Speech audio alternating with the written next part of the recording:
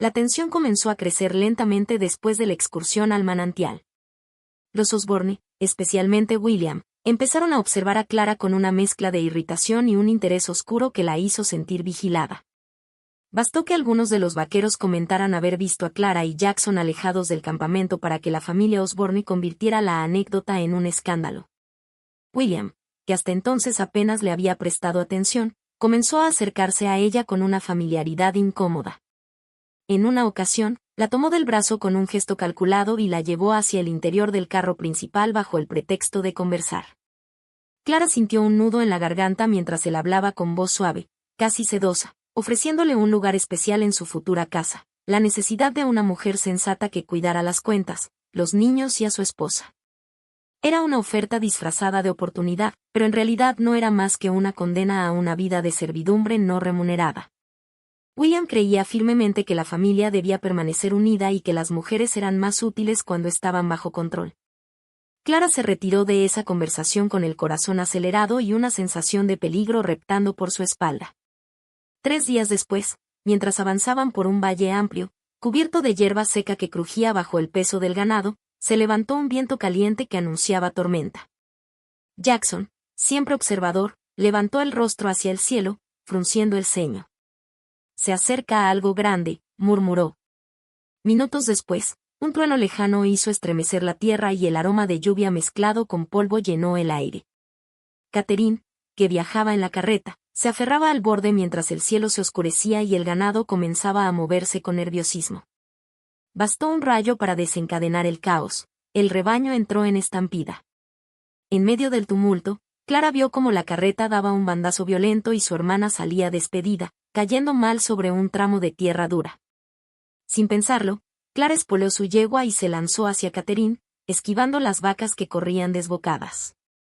La levantó con todas sus fuerzas, sintiendo el peso de su cuerpo flácido, y la arrastró hacia la ladera donde el ganado no podía alcanzarlas.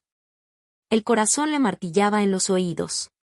A unos metros, Jackson también luchaba por desviar a los animales, arriesgando su vida. Cuando finalmente la estampida pasó, Clara temblaba de adrenalina, sosteniendo todavía a su hermana que lloraba del dolor de su tobillo torcido. El cielo seguía rugiendo, pero lo peor había pasado. Cuando William llegó y vio a Catherine herida, su reacción fue fría y calculadora. Frunció los labios mientras examinaba su tobillo hinchado, no con preocupación, sino con disgusto. «Esto nos retrasará», murmuró. «Cada día perdido son $, que no recuperaremos». Clara lo miró horrorizada, sin poder creer su indiferencia. Pero la frase que la heló por dentro fue otra: un contrato es un contrato. No preguntó si Catherine sentía dolor. No agradeció a Clara ni a Jackson por salvarla. Solo pensaba en ganancias y pérdidas. Esa noche, mientras la tormenta se alejaba y dejaba un cielo desgarrado por relámpagos distantes, Jackson se acercó al pequeño campamento improvisado donde Clara cuidaba de su hermana. Su rostro estaba serio, más serio de lo habitual. Después de asegurarse de que Catherine dormía, le reveló lo que había escuchado. William planeaba abandonar a la joven en el próximo asentamiento bajo la excusa de que necesitaba descanso, mientras obligaba a Clara a continuar hasta el ferrocarril para encargarse de las cuentas y de la administración. Clara sintió un escalofrío recorrerle la columna. Pero lo que Jackson dijo después fue aún más escalofriante. Las 2 esposas anteriores de William habían muerto bajo circunstancias sospechosas. Rumores de maltrato, accidentes misteriosos, desapariciones forzadas. Nadie se atrevía a acusarlo abiertamente por su poder e influencia. «Y él te quiere a ti también», murmuró Jackson, con una mirada intensa. «¿Por qué a mí?», preguntó Clara, sintiendo el miedo invadirla. «Porque te puede usar. Y porque no tolera que alguien como tú piense por sí misma». Jackson entonces le propuso algo arriesgado: huir. Conducir a Catherine hacia un rancho amigo a 3 días al norte, un lugar donde podrían estar a salvo. Le dijo que él mismo las acompañaría.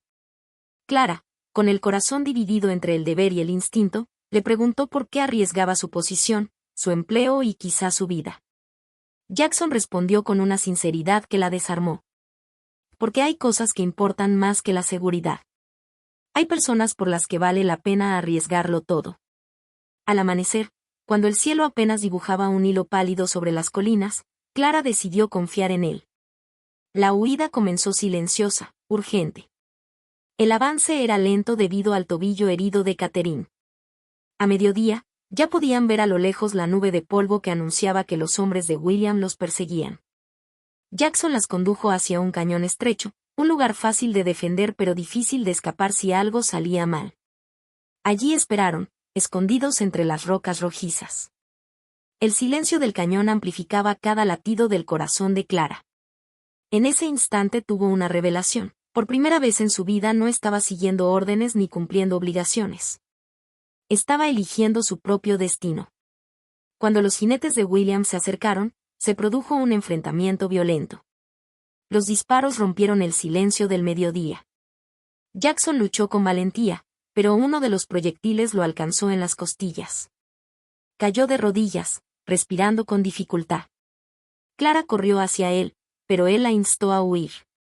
Antes de que la desesperación pudiera envolverlos, un nuevo sonido llenó el aire, más caballos, muchos más.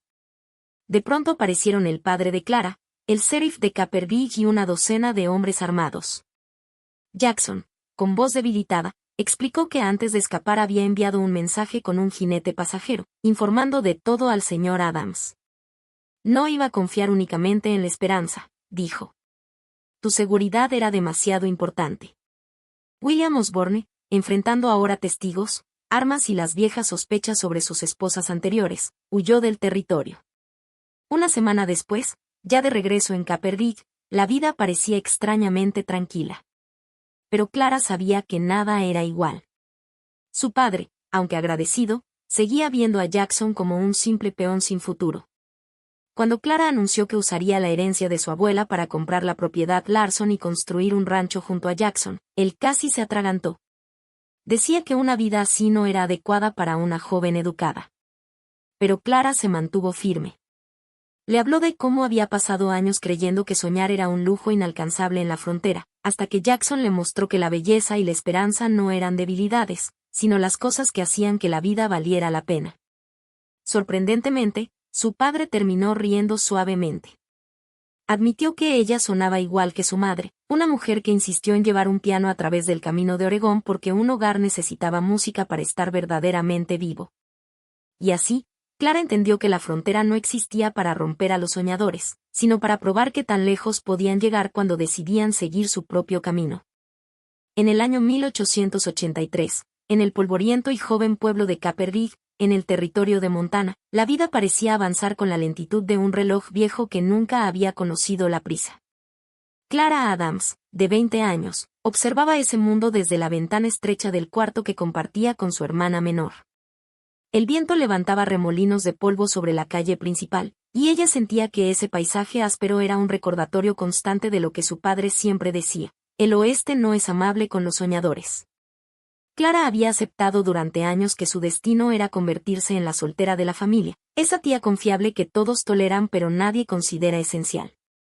Mientras su hermana se preparaba para un matrimonio arreglado que asegurarían la estabilidad económica de los Adams, Clara se mantenía consciente de que su papel era simplemente cumplir con las expectativas familiares, sin aspirar a nada más. Mientras ajustaba uno por uno los botones del elaborado vestido de boda de Catherine, su hermana de 18 años, no pudo evitar notar la fragilidad de la joven. Catherine era delicada, tímida y nerviosa por agradar a su futuro esposo. Sus manos temblaban ligeramente, y aunque intentaba sonreír, sus ojos reflejaban un miedo silencioso, casi infantil. Clara, más práctica y de hablar directo, la tranquilizó con palabras suaves.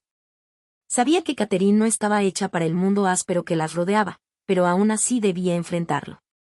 En ese momento, su madre irrumpió en la habitación, agitada y emocionada. La familia Osborne había llegado. Los llamaban la realeza ganadera, una familia cuya riqueza provenía de tierras, cabezas de ganado y negocios poco sentimentales. Su hijo William, un hombre mayor, 2 veces viudo, iba a casarse con Catherine en una transacción envuelta en encaje de boda.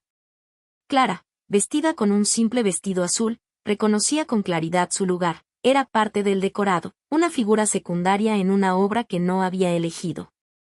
Abajo, en el salón, el ambiente vibraba de formalidad. El señor Osborne, un hombre robusto de barba plateada, conversaba de negocios con su padre. La señora Osborne recorría la habitación con ojos críticos, evaluando los muebles, los cuadros y hasta los silencios.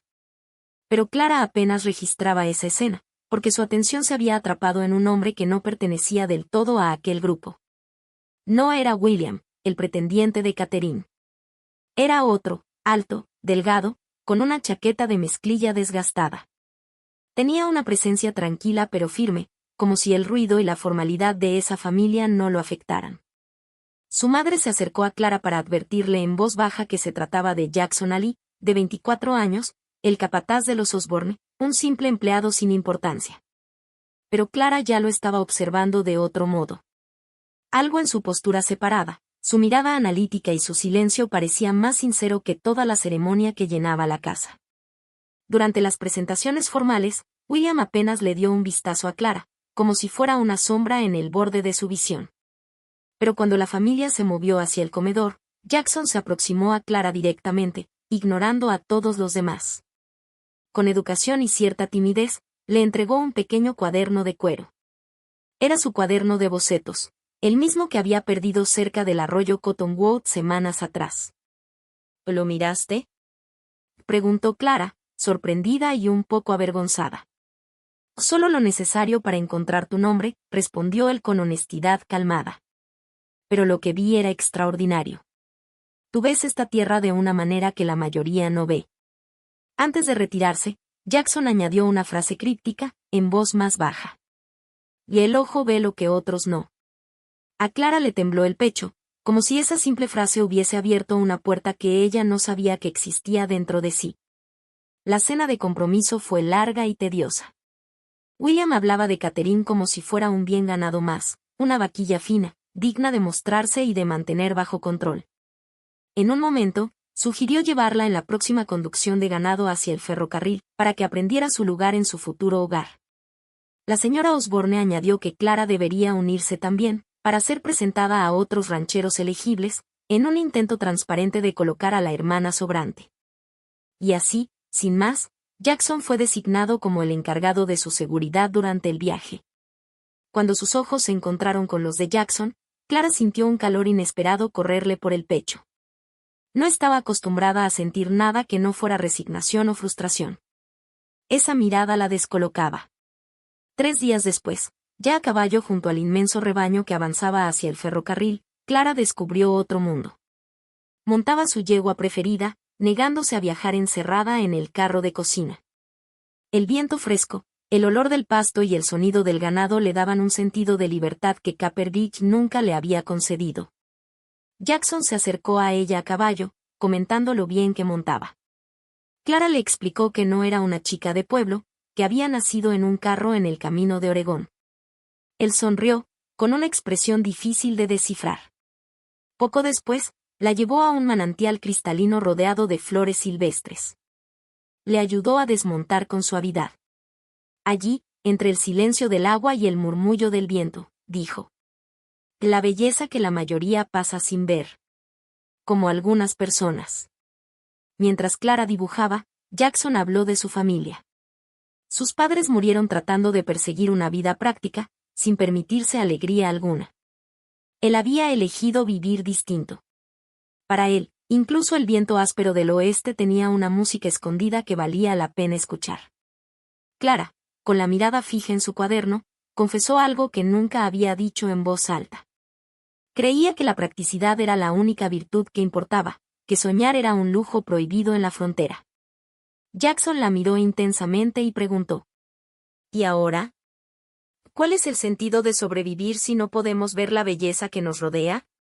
En ese instante, Clara sintió que algo dentro de ella comenzaba a despertar, a transformarse.